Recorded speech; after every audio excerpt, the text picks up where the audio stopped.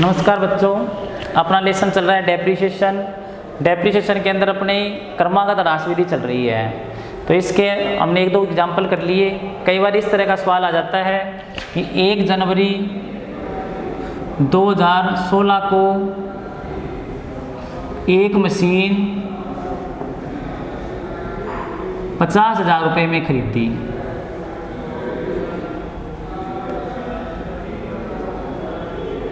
जिसमें 10,000 रुपये का एक बॉयलर शामिल है।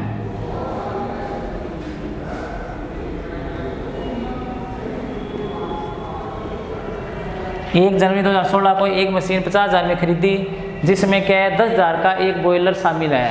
यानी साथ में एक बॉयलर है जो 10,000 का इसके अंदर एक शामिल ही है। इसमें क्या करना पड़ेगा, आपको ये मानना पड़ेगा कि आपने एक नहीं 2 मशीनें खरीदी है, जिसमें एक की वैल्यू 40,000 होगी और एक की 10,000 होगी। यानी 50,000 में 10,000 का एक बॉयलर शामिल है। तो इसका मतलब क्या हुआ कि एक मशीन है वो तो कितने की होगी, 40,000 की होगी, एक 10,000 की होगी। मूल्य ह्रास की दर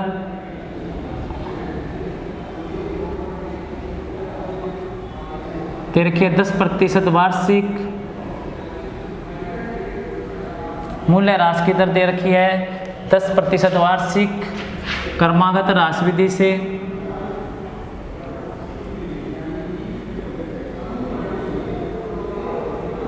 मूल्य ह्रास की दर होगी 10% वार्षिक क्रमागत ह्रास विधि। वित्तीय वर्ष 31 दिसंबर को समाप्त होता है।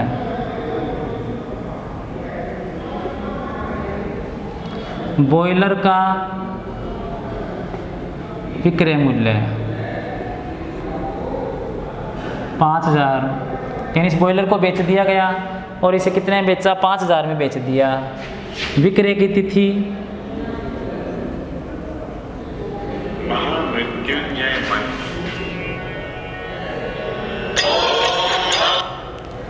विक्रय की तिथि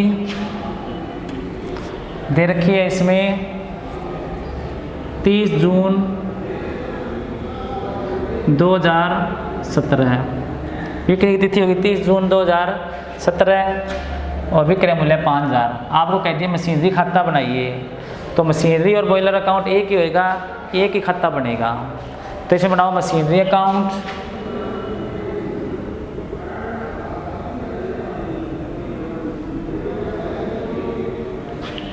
क्या बनाएंगे, मशीनरी अकाउंट।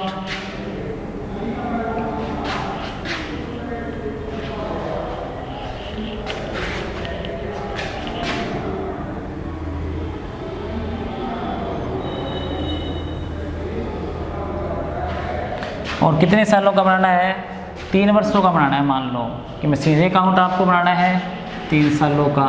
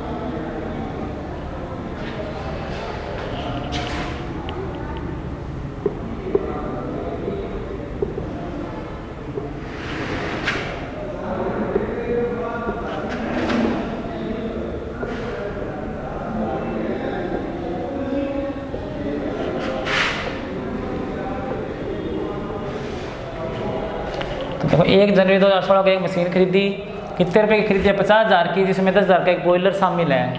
तो पहले क्या करेंगे, 1 जनवरी 2016 टू बैंक और कितने की खरीदी है, 50,000 की, जिसमें 10,000 का बॉयलर शामिल है। तो 2 मशीनें मान लो, यहीं से 2 टुकड़े कर दो इसके, एक 40,000 की मान लो, एक 10,000 की मान लो।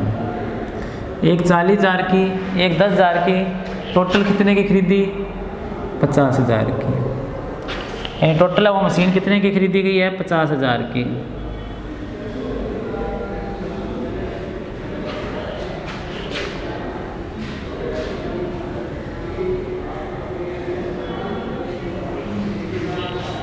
तो 50,000 की मशीन खरीदी। अब इस पे साल है वो 31 दिसंबर को समाप्त होता है। तो 31 दिसंबर को समाप्त होता है तो पहले डेप्रिसिएशन लगेगा, क्योंकि ये साल अपना समाप्त हो जाएगा 31 दिसंबर 2016 को, और 31 दिसंबर 2016 तक कुछ किया नहीं तो सीधा क्या डेप्रिसिएशन लगेगा।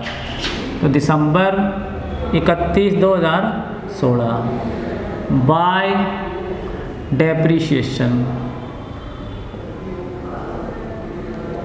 डेप्रिसिएशन हो गया, देखो दोनों मशीनों का अलग लगा दो। 40,000 का 10% हो गया 4,000, प्लस में 10,000 का 10% हो गया 1,000, यानी 50,000 का 10% 5,000 होता है, जिसमें इसका अलग लगाओ इसका अलग, क्योंकि एक मशीन को इसमें बेच दिया गया।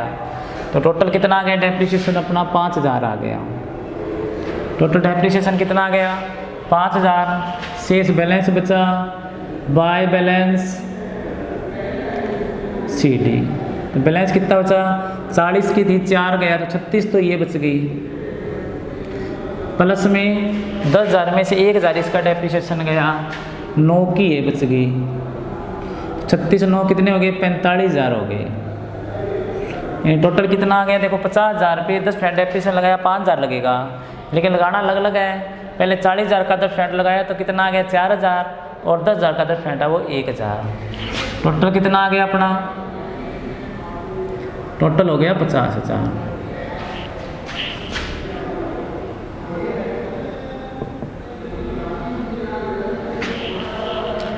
अब आगे लिए इसे 1 जनवरी 2017 को to balance BD।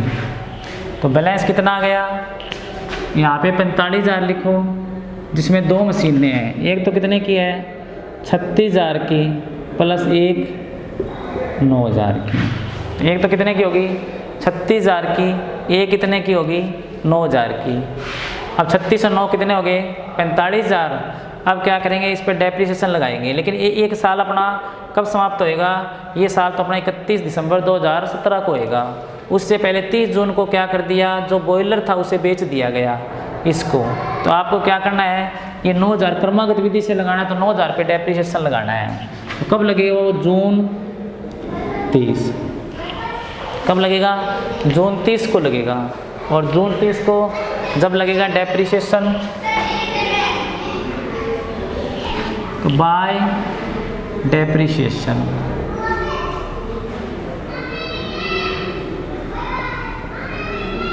Bye depreciation आ गया। और किसका लगाना है, अभी तो हमें 9,000 का लगाना है, तो 9,000 का 10% लगेगा और 6 महीने का लगेगा, क्योंकि संपत्ति को 30 जून को तो बेच दिया, तो वो संपत्ति हमारे पास कितने समय तक रही है, वो हमारे पास 6 महीने रही है। तो 9,000 का 10% हो गया 900, और 6 महीने का निकाला तो 450 आ गया। कितना आ गया 450 रुपये। तो इसका डेप्रिसिएशन कितना आ गया 450 रुपये आ गया। अब इसको बेच दिया कितने में 5,000 में, तो यहाँ पर लिखो इस तारीख को बाय बैंक। बाय बैंक कितने में बेचा 5,000 में। अब देखो इसे बेचने से लॉस हुआ प्रॉफिट हुआ। ये संपत्ति हमारी 9,000 की बची थी, 9,000 में 450 और डेप्रिसिएशन गया, तो 9,000 में 450 गया जो कितना बचा 8,550, कितना बच गया 8,550, और 5,000 में उसे क्या कर दिया बेच दिया, तो 3,550 का लॉस हो गया। तो क्या लिखेंगे by profit and loss account, by profit and loss account. अब कितना लिखेंगे बाय प्रॉफिट एंड लॉस लिखेंगे, यानी कि कितने का लॉस हुआ 3,550 रुपये का। अगर प्रॉफिट होता तो 2P&L लिख देते, यहाँ पे लॉस हुआ है तो पहले तो क्या किया इस पर 6 महीने का डेप्रिसिएशन लगा दिया। 6 महीने का डेप्रिसिएशन लगाया तो वो कितना लगा 450 रुपये, यानी 9,000 वाली संपत्ति को बेचा है तो इस पर 6 महीने का 450 रुपये डेप्रिसिएशन हो गया 10%। और इसे बेच दिया कितने में, बेच दिया इसे 5,000 में, तो बाय बैंक आ गया कितने से 5,000 आ गया, बाय बैंक आ गया 5,000। अब उसे बेचने से प्रॉफिट हुआ लॉस हुआ वो लिखेंगे बाय P&L में, यानी कि 9,000 में 450 हो गए तो 8,550 बचे, 5,000 में बेच दिया तो 3550 का लॉस हो गया। अब हमारे पास एक संपत्ति बच गई, ये 36,000 वाली, तो ये तो हमारे पास पूरे साल तक ही रही है, इसलिए क्या करोगे, इस पे हमें 31 दिसंबर 2017 को डेप्रिसिएशन लगाना पड़ेगा। क्या लिखोगे, बाय डेप्रिसिएशन। तो कितना आ गया, 36,000 का 10% आ गया 3600 रुपये। अब हमारे पास एक ही संपत्ति बची है, ये 36,000 वाली, तो इसका बैलेंस लिखो, बाय बैलेंस शीट। 36,000 में से 3600 घटा दो, 36,000 में 3600 गए तो कितना आएगा, 32,400। 36,000 में 3600 गया तो कितना बचा, 32,400 का बैलेंस बच गया, तो बाय बैलेंस शीट लिख दिया 32,400। अभी अपने कितने साल के खाते बन गए, 2 साल के बने हैं।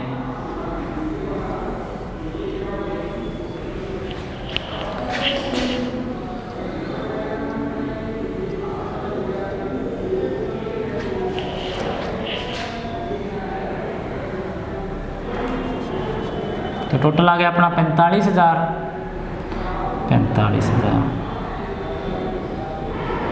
अब इसे आगे ले आओ, जनवरी 1 2018 टू बैलेंस BD, बैलेंस कितना हुआ, 32,400। कितने का बैलेंस हुआ, 32,400 का। अब क्या करना आपको, देखो इसको बेचा ही नहीं तो लास्ट में जाके इसका भी डेप्रिसिएशन लगेगा। अब तो ये हमारे पास पूरे साल ही रही है, तो क्या करेंगे, दिसंबर 31 2018 को बाय डेप्रिसिएशन, तो बाय डेप्रिसिएशन आ गया 32,400 का 10% लगेगा पूरे साल का 3240 रुपये। तो क्या आ गया अपना 3240।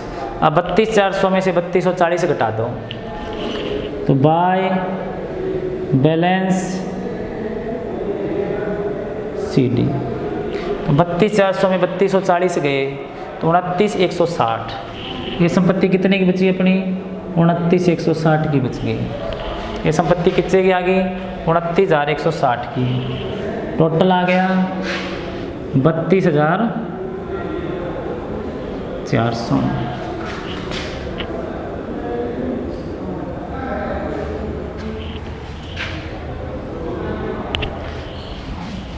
अब आगे जाओ तो इसको बैलेंस को आगे लगे और बनाते रहो, नहीं तो इतना हो गया सवाल। तो सबसे पहले मशीनरी अकाउंट बनाया, एक संपत्ति हमने खरीदी 50,000 की, जिसमें 10,000 का एक बॉयलर शामिल है। तो ये मान लो संपत्ति एक नहीं वो 2 हो गई, एक की वैल्यू 40,000 होगी, एक की 10,000 होगी। तो मशीनरी टू बैंक एंट्री की तो 40 और 10 50,000 की वो मशीन खरीद ली हमने। अब इसके अंदर 2 भाग हो गए, एक 40,000 की अलग मशीन होगी, 10,000 का बॉयलर शामिल हो गया। अब ये साल अपना समाप्त हो गया 31 दिसंबर 2016 को, लेकिन बॉयलर को बेचा कब है, 30 जून 2017 को। तो यानी अब तक कुछ नहीं बेचा, तो ये संपत्ति हमारे पास ही पड़ी है, तो पूरे साल का डेप्रिसिएशन लगेगा। और डेप्रिसिएशन की जो रेट दे रखी है वो 10% दे रखी है। तो एक तो 40,000 का 10% 4,000 डेप्रिसिएशन हो गया, और 10,000 का 10% 1,000 हो गया। तो टोटल डेप्रिसिएशन अपना हो गया 5,000 का। अब क्या करोगे, इसका बैलेंस निकालोगे, तो बैलेंस ये संपत्ति 40 की थी, जिसमें 4,000 का डेप्रिसिएशन लग गया, तो कितने की बची, 36,000 की। ये 10,000 की थी, 1,000 डेप्रिसिएशन लगा, तो संपत्ति बच गई 9,000 की। टोटल डेप्रिसिएशन 5,000 आ गया, 50 में 5 के 45,000 बच गया अपना। इस बैलेंस को आगे ले आओ, 1 जनवरी 2017 को टू बैलेंस BD 45,000, जिसमें एक मशीन कितने की, 36 की, और एक कितने की, 9 की, तो टोटल कितने की होगी, 45,000 की। अब देखो 9,000 वाली मशीन को बेच दिया गया, और बेचा कब, 30 जून 2017 को। कब बेचा इसे, 30 जून 2017 को बेचा है। तो इस मशीन पे क्या करोगे, 6 महीने का डेप्रिसिएशन लगाओगे पहले, और विधि क्रमागत है, रेट 10% है। तो बाय डेप्रिसिएशन 9,000 का 10% 900 रुपये हो गया, और डेप्रिसिएशन कितने महीने का लगाना है, 6 का, तो 6/12 आ गया, तो 9,000 का 10% 6 महीने का 450 डेप्रिसिएशन हो गया। और इस संपत्ति को बेचा कितने में, इस संपत्ति को 5,000 में बेच दिया, तो बाय बैंक आ गया 5,000। अब आपको देखना है संपत्ति को बेचने से लॉस हुआ या प्रॉफिट। पहले 10,000 की थी, 1,000 डेप्रिसिएशन लगा, 9 की बची, 9 में 450 फिर डेप्रिसिएशन लगा, तो ये 8550 की बच गई। और 8550 में से बेची कितने में, ये बेची है ये 5,000 में, तो बाय बैंक आ गया कितने से, 5,000 से। तो 8550 में से 5,000 गए, तो अपने प्रॉफिट एंड लॉस में कितना आ गया, 3550 आ गया। बाय P&L कितना आ गया, 3550, यानी लॉस हो गया 3550 रुपये का। अब उसके बाद एक संपत्ति हमारे पास अभी भी बची हुई है 36,000 वाली, तो 36,000 वाली पे डेप्रिसिएशन लगाएंगे, तो 36,000 का डेप्रिसिएशन कितना हो गया, 36,000 का डेप्रिसिएशन 10% हो गया 3600 रुपये, 3600 रुपये हो गया। शेष है बैलेंस बच गया 45,000 में से ये सारा घटाएंगे तो भी ऐसे 32,400 बचेगा, और सीधा ऐसे घटाओ 36,000 में 9,000 वाले का तो हिसाब हो ही गया, 36,000 में 3600 घटा के 32,400 बच गया। अब उसके बाद उस 32,400 को आगे ले आए, तो ये संपत्ति हमारे साल पास पूरे साल रही है, तो 32,400 का 10% डेप्रिसिएशन लगाया, तो 32,400 का 10% हो गया 3240 रुपये। शेष है वो बैलेंस बचा 29,160 रुपये, तो शेष बैलेंस आ गया 29,160 रुपये का। तो इस तरह से हमारे सवाल क्रमागत विधि से जब दो संपत्तियां एक साथ खरीदी तो ये अपना मशीनरी अकाउंट बन गया। तो आज के लिए इतना ही, धन्यवाद। इसी का एक एग्जाम्पल और कल करेंगे।